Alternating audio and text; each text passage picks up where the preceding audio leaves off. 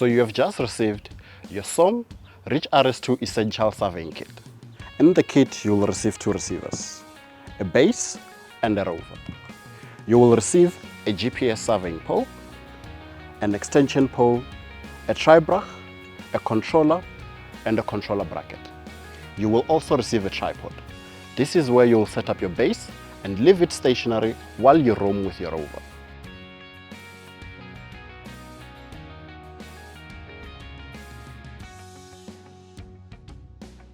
So we have set up our base on a tripod using a tri-brush and extension pole. We have also inserted the LoRa antenna. To turn it on, press and hold the power button for about 3 seconds and then let go. The LED lights on the front panel will flash. When they stop flashing, then you know that your receiver is successfully turned on. Let's do the same with the rover as we did with the base. Press and hold the power button for about 3 seconds and then release. This will power on the rover.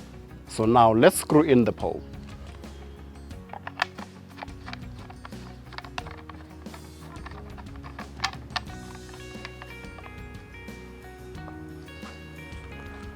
We will now proceed to connect to the Wi-Fi hotspot of the rover.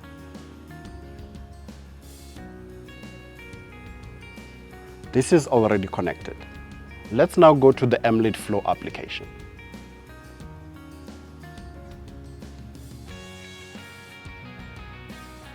Enough time has passed for the base to accumulate a hair position and start sending corrections to the rover. As you can see, we now have a fixed solution.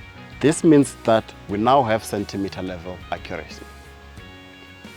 To survey your points, select on the Survey tab, select on the plus on the top right, create your project, select your coordinate system, then select Save. To survey in your points, select the plus icon, set the antenna height of your rover. When ready to measure, select the Measure button.